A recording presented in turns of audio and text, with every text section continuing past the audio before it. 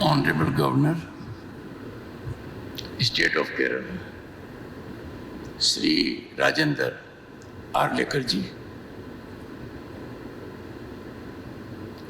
respected Srimati Anaga Arlekarji, First Lady, State of Kerala, Sri C.V. Germany, President, Bharatiya Vichar Kendra, Shri R. Sanjayan, Director, Bharatiya Vichar Kendra, Shri Muralidharan ji, a distinguished parliamentarian, former Union Minister, and distinguished audience. It is an absolute privilege and an honor to deliver the 4th P. Parameswaran Memorial Lecture organized by Bharatiya Vichar Kendram in Thiruvananthapuram. The memorial lecture in the honor, in the memory of one of the greatest sons of Bharat. He happens to be in the front league of ideologues and thinkers of Hindu thought process in this century. We are celebrating by way of this lecture one of the finest intellectuals committed to social work, and such a son of the soil being honored in the land of Kerala, God's own territory, is a testament that our civilization values thrive. A civilization is known only by one fundamental consideration. Does it really honor its great sons? And that has been the theme in last few years.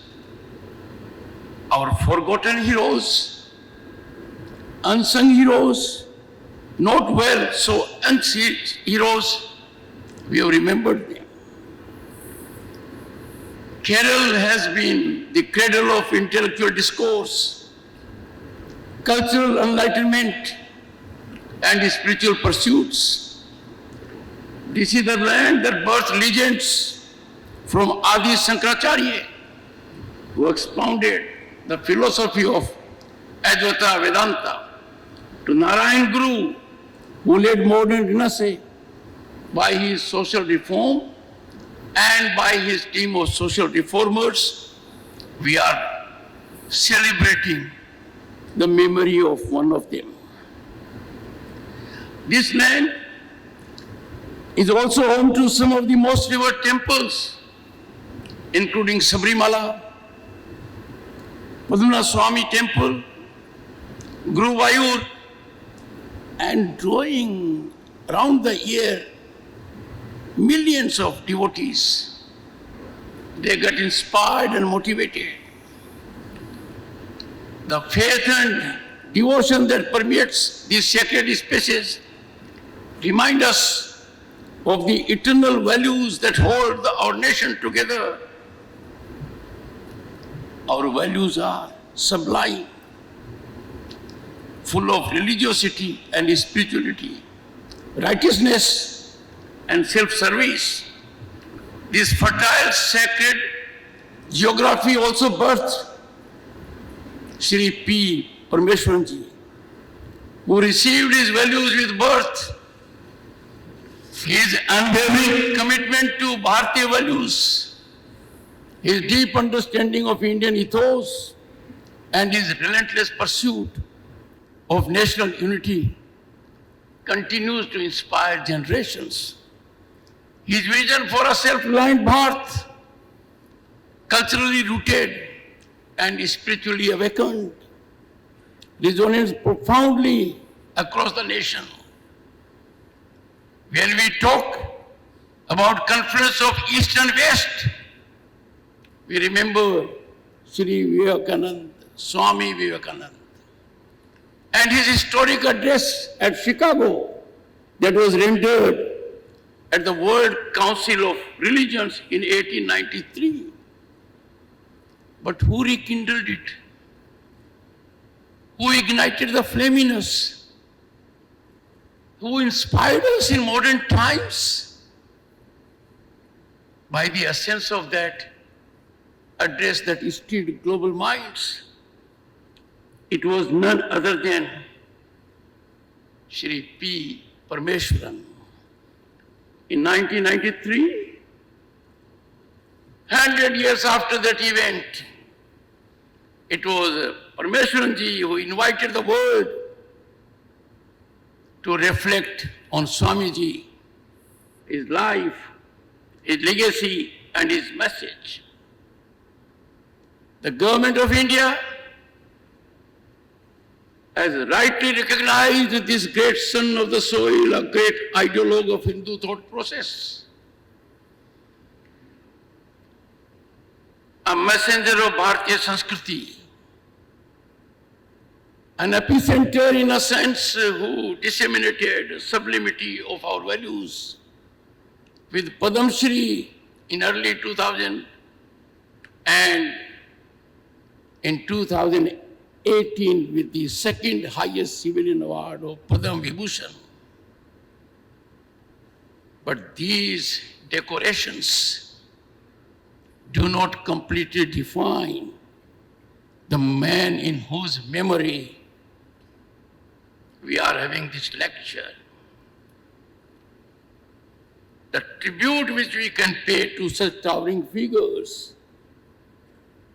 who amplify our values, epitomizes our cultural essence, the best of human values, is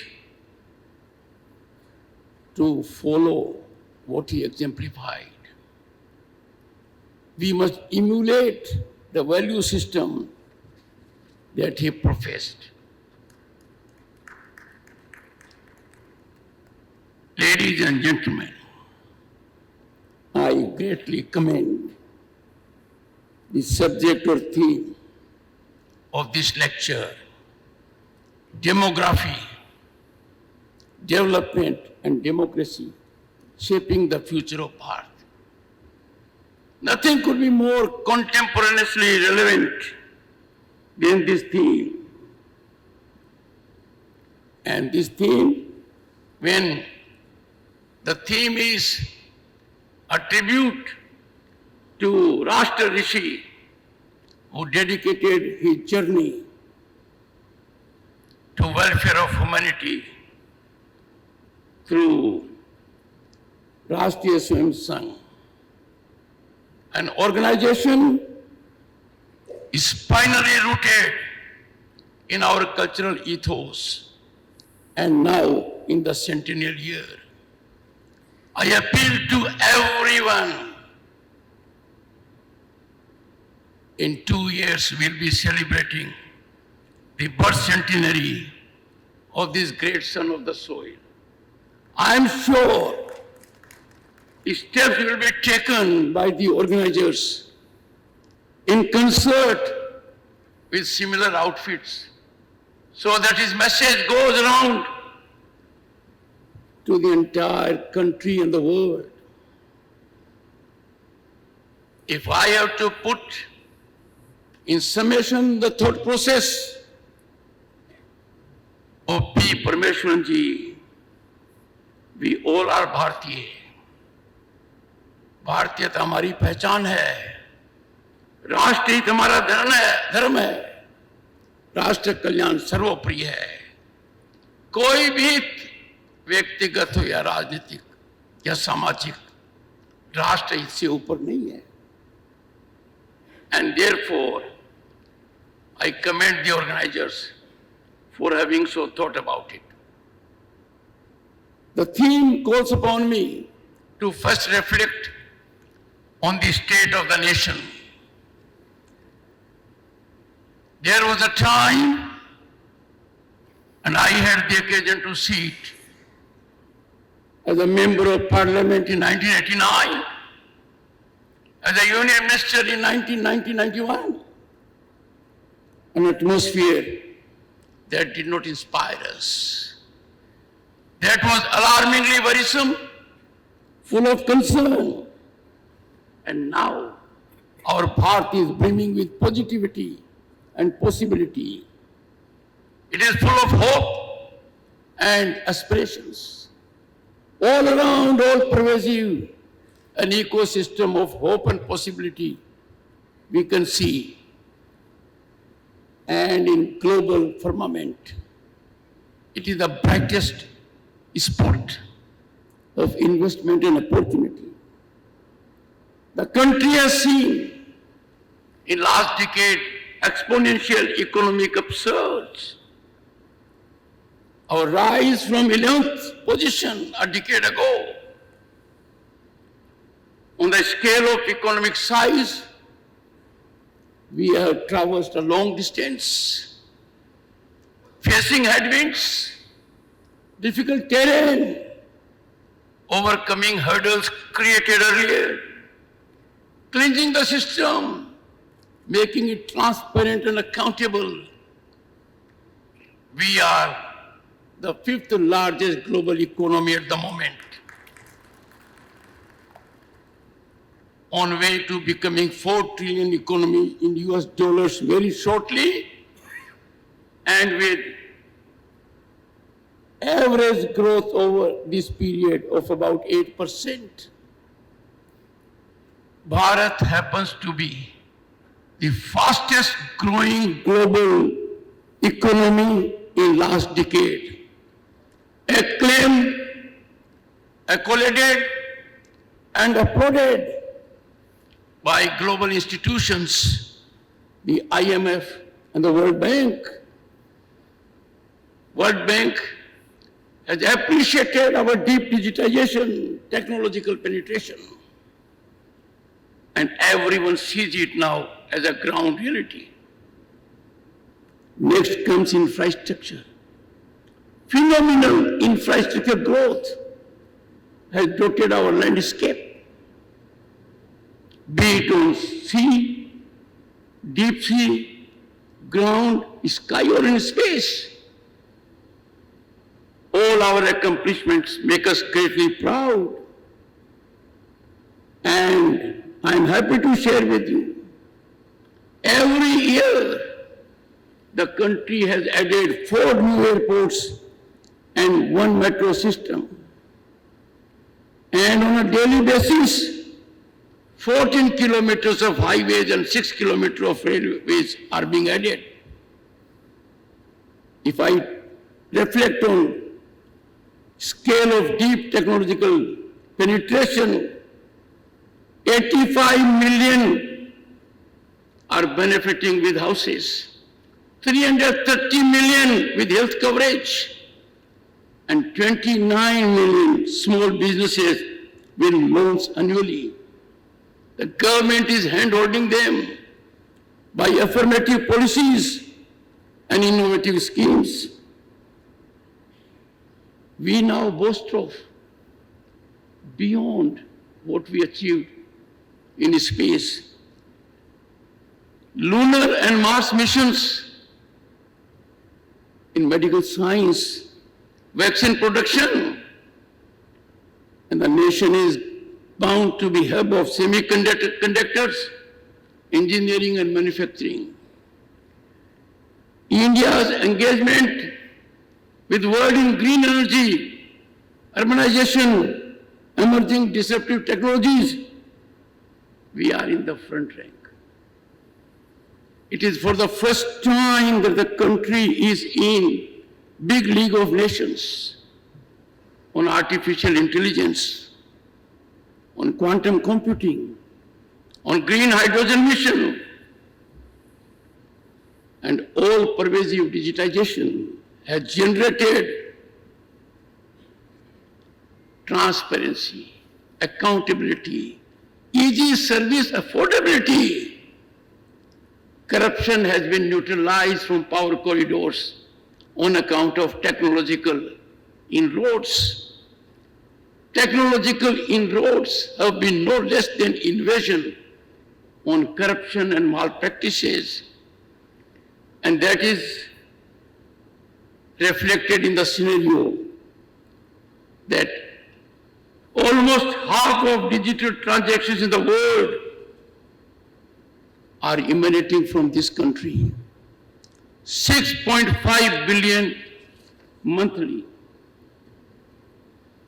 Let me recall what P. Parameswaran said on this occasion. On such an occasion, we need to reflect.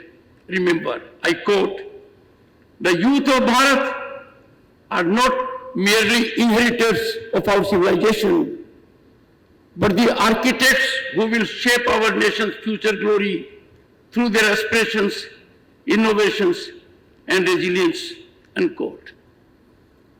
Our demographic dividend, the youth component of it, is envy of the world. India's greatest strength is its population. We are home to 1/6 of humanity. But look at our qualitative, cutting-edge demographic dividend. 65% of the population is in working age. A nation with an average age of 28.4 years. We are uniquely positioned as the world's youngest major economy. Compare this to Japan, 48.7 years. Compare it to Germany, 44.3 years, and China, 38.4 years. People-centric policies and transparent, accountable governance has given buoyancy to ecosystem. Imagine the scale of it. A nation of 1.4 billion. Look at the transformative change that has impacted the rural firmament. Every house a toilet, electric connection, water connection is on way, a gas connection, and look at the connectivity, internet, and road, rail, and hand-holding policies in health and education center. These define our growth trajectory. India is no longer a nation with a promise. India is no longer labeled as a nation of snake charmers. India is charming the entire world with the potential it has for everyone on the globe.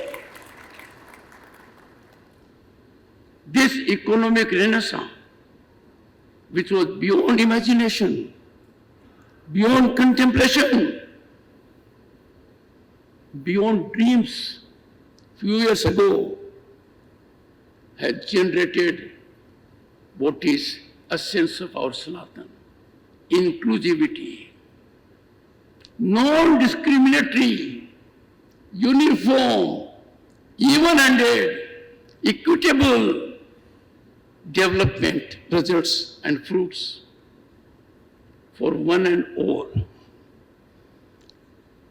Effort has been made, irrespective of any qualification, race, religion, caste, color, that the benefit must reach those who are in the last line.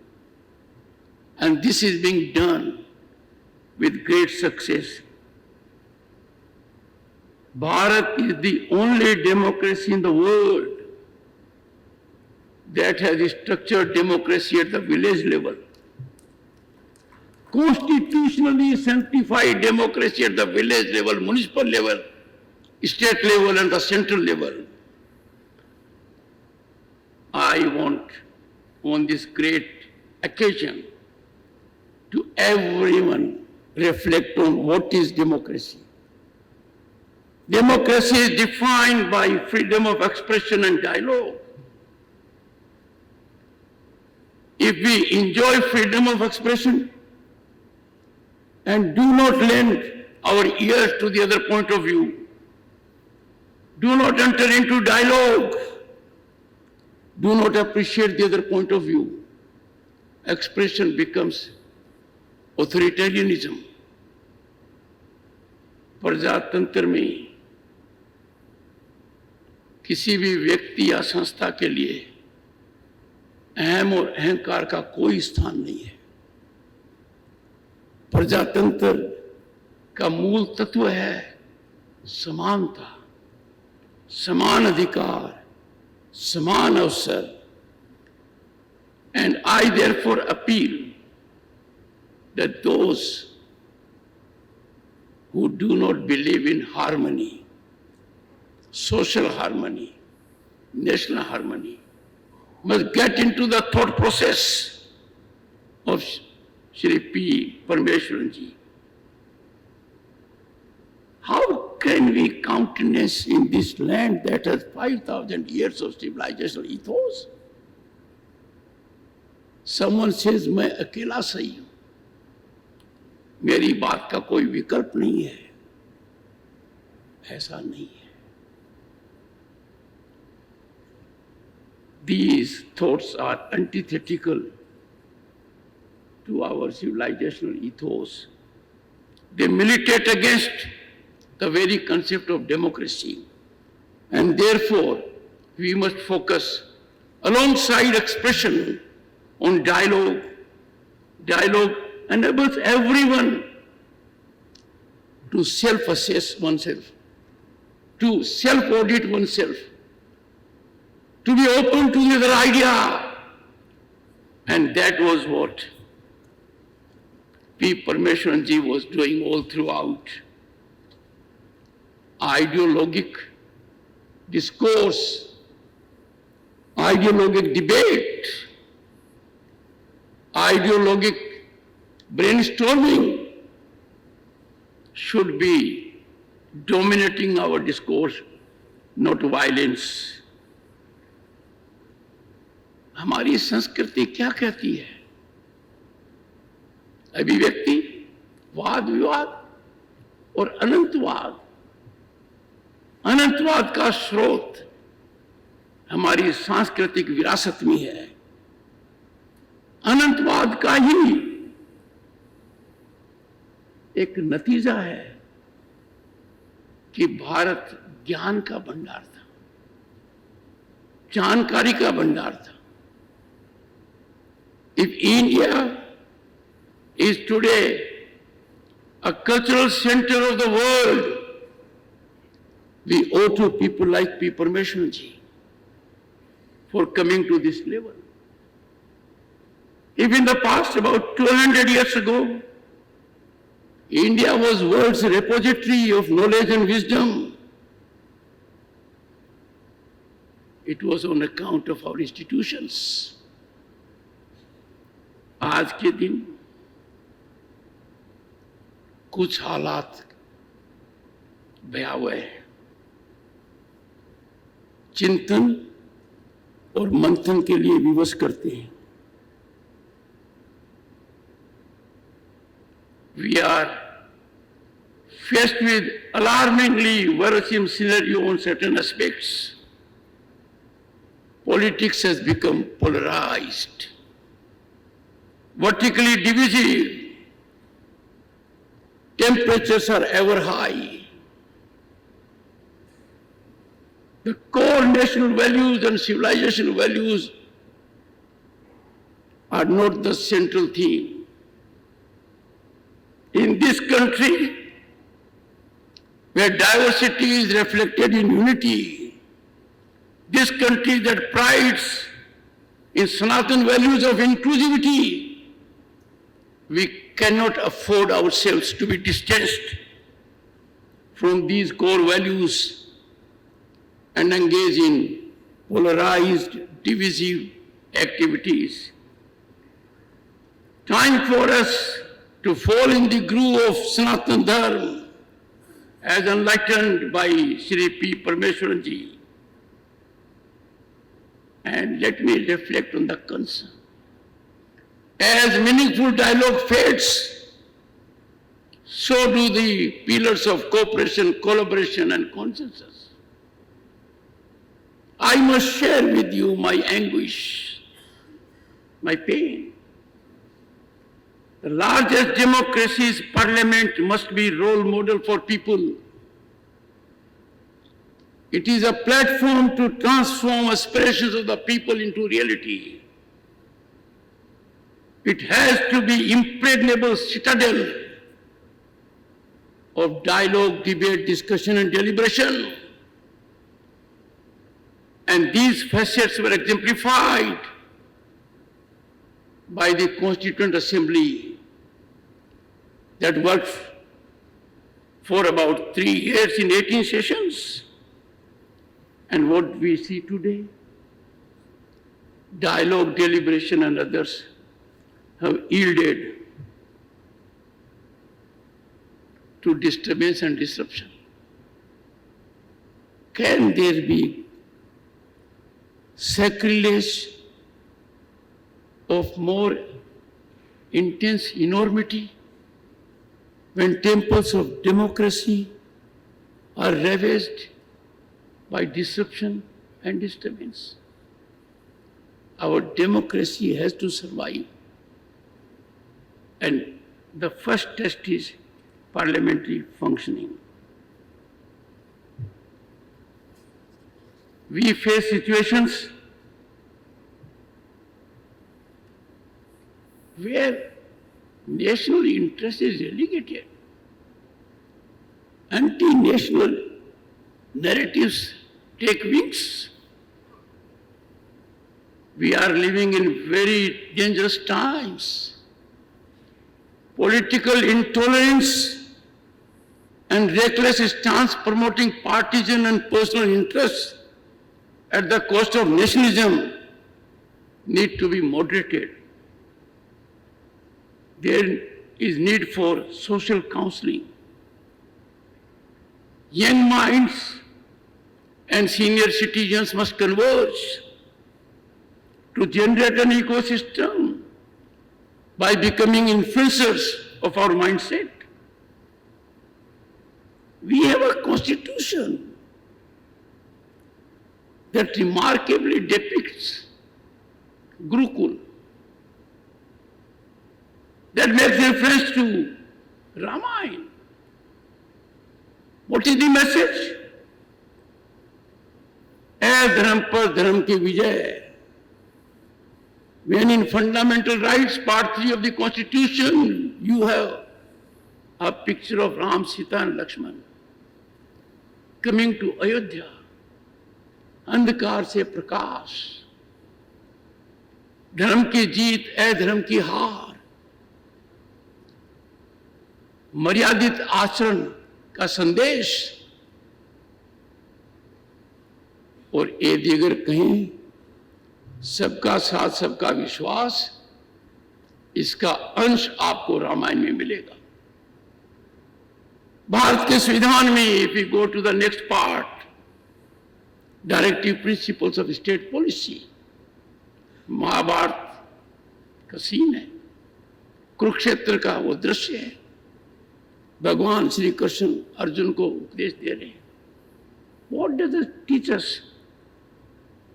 It says, लक्ष्य को ध्यान में रखो, छत को मत देखो,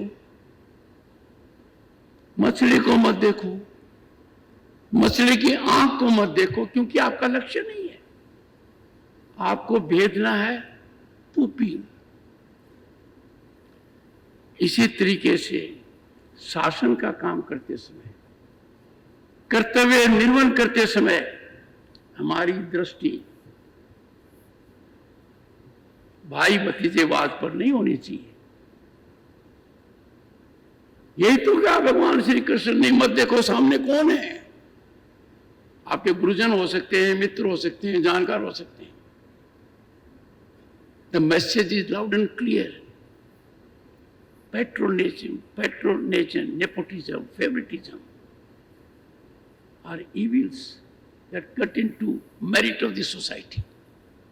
Fortunately, power corridors have been sanitized. It is obligation of every person every Bharatiya not only to believe in these values, but to disseminate them. Let me now come to demography. Demography does matter. Demography should not be confused with majoritarianism. We cannot have a society divided in these two camps. But ladies and gentlemen, the nation is faced with grim challenges when it comes to demography. The demography evolution must be organic. It must be natural. It must be soothing. Only then it reflects unity in diversity. But if demographic variations are brought about in the nature of virtual an earthquake, there is cause for concern. If inorganic demographic variations take place with intent to increase the demographic component with the object to secure progress, then we have to be alarmed. This is being done. This is noticeably being done. We are at a stage crossroads where we can neither overlook nor countenance this highly destabilizing development.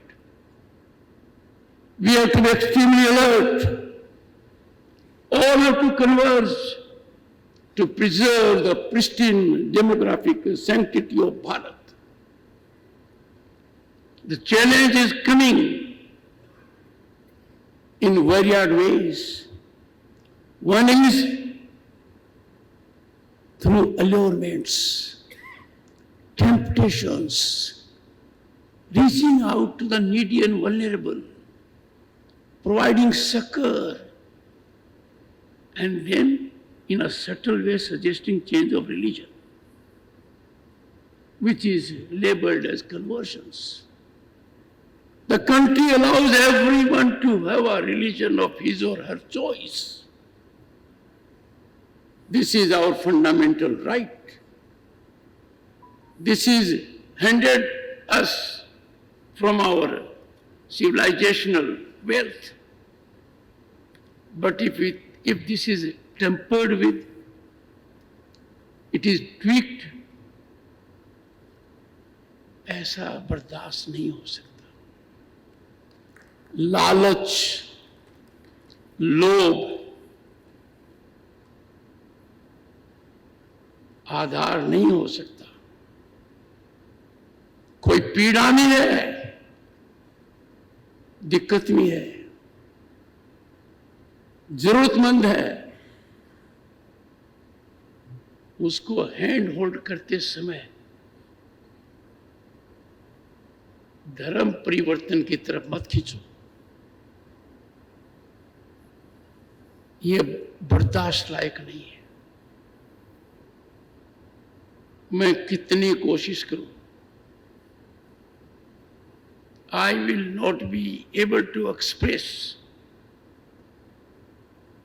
the gravity of the concern, enormity of the challenge that we are faced on account of these statized, orchestrated, financially fueled misadventures to effect conversions. The third motive, which is ill motivation towards our nation.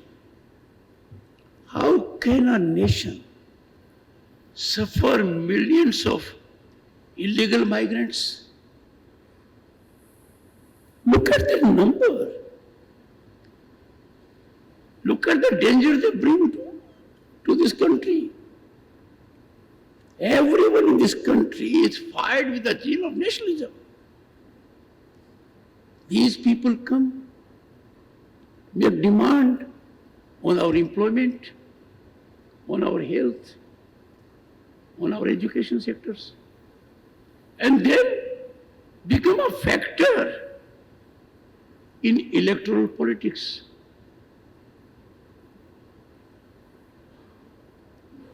It is very urgent. This has to be addressed. We are cliff-hanging. We must generate awareness. Mindset of the people must be activated. Every Bharatiya must be stirred to face this challenge. Unchecked flow is threatening our culture also.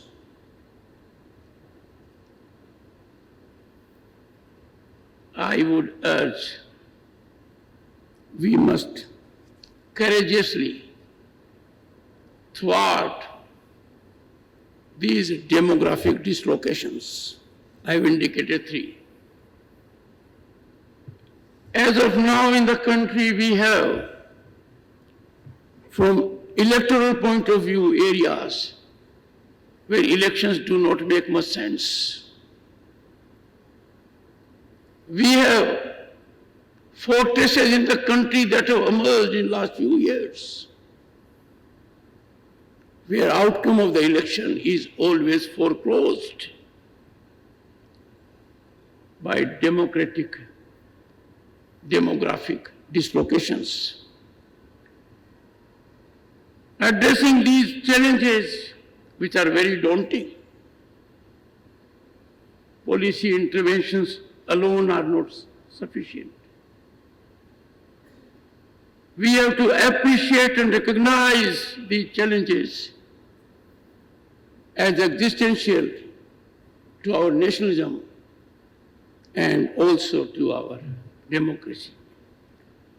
True devotion to Bharat Mata means not merely celebrating its spiritual heritage, but actively protecting its erosion caused by demographic transformation. I am happy to share with you that Viksit Bharat is not a dream now. It is our object. The nation is regaining past glory. We are on way to it. Our youth will play a critical role. We must gear up to do that. Everything that is happening in the country is making us proud globally. I reflected on global institutions. Now look at what happened only a few days ago. More than twice the population of the US had footprint at Mahakumbh, the holy Mahakumbh. More than twice the population of US. Imagine the size and scale of it. And look at the exemplary management, quick response, facilities, everything for us to take pride. The world has not seen such organized handling of a situation at this mega scale. Nowhere on the planet this has been seen. Nowhere there has been congregation of humanity in that number on a daily basis. That defines Bharat. That surprises the world. Look at how the mobility was there, how health was taken care of, how public order was maintained, how hygiene was controlled. I was there. My entire family was there. That should make us proud. This is a glorifying facet of Indian civilization. We must ever remember.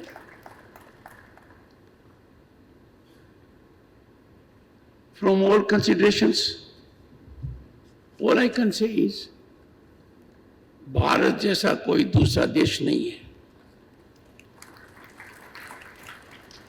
हम अत्यंत भाग्यशाली हैं परमपिता परमेश्वर के कि हमारा जन्म यहाँ हुआ। अब हमें कर्तव्य निर्वहन करना चाहिए और कर्तव्य निर्वहन करने का मार्ग, प्रकाशमयी मार्ग, हमको पी परमेश्वर जी ने जीवन पर्यंत सिखाया है। आदर्श प्रचारक के रूप में देश और दुनिया की सबसे बड़ी आइडियोलॉजिकल संस्था से जुड़कर राष्ट्रीय स्वयंसेवक कर और एक रास्ता दिखाकर, अहिंसा विकल्प नहीं है। I am extremely grateful to the organizers for having made this great opportunity to me available.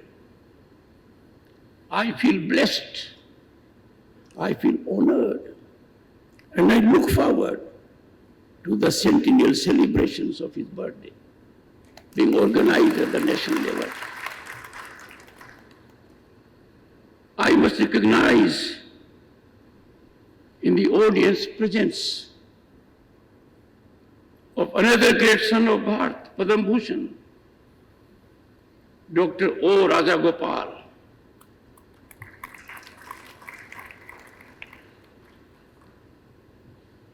My greetings to all of you. I am grateful for your patience. Jai Hind.